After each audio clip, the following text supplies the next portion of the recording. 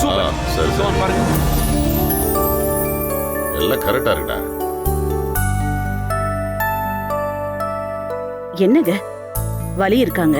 அப்பா, என்னன்னு தெரியல, சில சமயம் குறைஞ்ச மாதிரி இருக்கு, சில சமயம் வலிக்குது.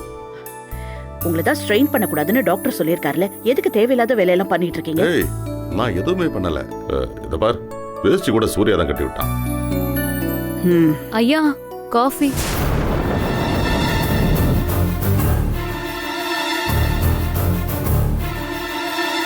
டாடி, இந்த அடி உங்களுக்கு எப்படி பட்டுச்சு? ஆ? நீங்க ரூமை விட்டு அந்த நேரத்துல எதுக்கு வெளியே வந்தீங்க? ஐயோ இப்ப எதுக்கு இதை ஆரம்பிக்கிறாரு? எப்படியாச்சும் சமாளிக்கணும் ரேணுகா.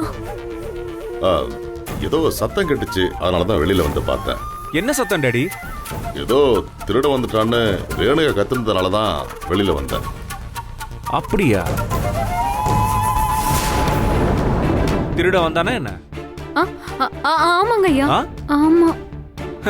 டாடி, ஒரு ஆச்சரியம் பாருங்க. இவ திருடன்னு கத்துனதும் உங்களுக்கு மட்டும்தான் கேட்டுச்சா? அது அந்த திருடங்களை பார்த்ததும் பயத்துல தொண்டெல்லாம் அடைச்சுக்கிச்சுங்க ஐயா. சத்தமே வரலையா? ஐயா ரூம் வாசல்ல இருந்து சத்தம் போட்டதுனால ஐயாக்கு மட்டும் கேட்டிருக்குங்க ஐயா. ஏன் டாடி, ரூம்ல நீங்க மட்டும்தான் இருந்தீங்களா என்ன?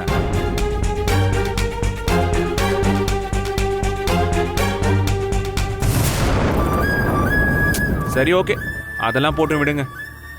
அப்போ 2 திருடனுங்க வீட்டுக்குள்ள வந்திருக்காங்க. ஆமா, அந்த நேரத்துல நீ எப்படி அங்க வந்த? ஆ, அது தண்ணி குடிக்க வந்தேங்க ஐயா. ஓ, அப்போ டாடி எப்படி விழுந்தாருன்னு சொல்லவே இல்லையே. டேய், ரூம்ல இருந்து வெளியே வரும்போது வாசல்ல எண்ணெய் கொட்டி கிடந்தது, அதுல வழிக்கு விழுந்துட்டேன். ஐயா நீங்க என்ன எதுக்குங்க ஐயா சந்தேகமா பாக்குறீங்க? எனக்கு நிஜமாவே ஒன்னும் தெரியாது. அதாவது என்ன அங்க எப்படி சிந்துச்சுன்னு உனக்கே தெரியாது? ஆ, இல்ல இல்ல இல்ல, அது தெரியும். அது நான் திருடன் கத்துனேன்ல, அப்ப அவனுங்க ஓடும்போது விளக்க தட்டி விட்டுட்டு ஓடிட்டானுங்க. அப்போ இது எதுவும் தெரியாம சத்தம் கேட்டு டக்குன்னு ஓடி வந்த டாடி எண்ணெயில வழுக்கி விழுந்துட்டாங்க, அப்படிதானே? ஆமா. ஓ,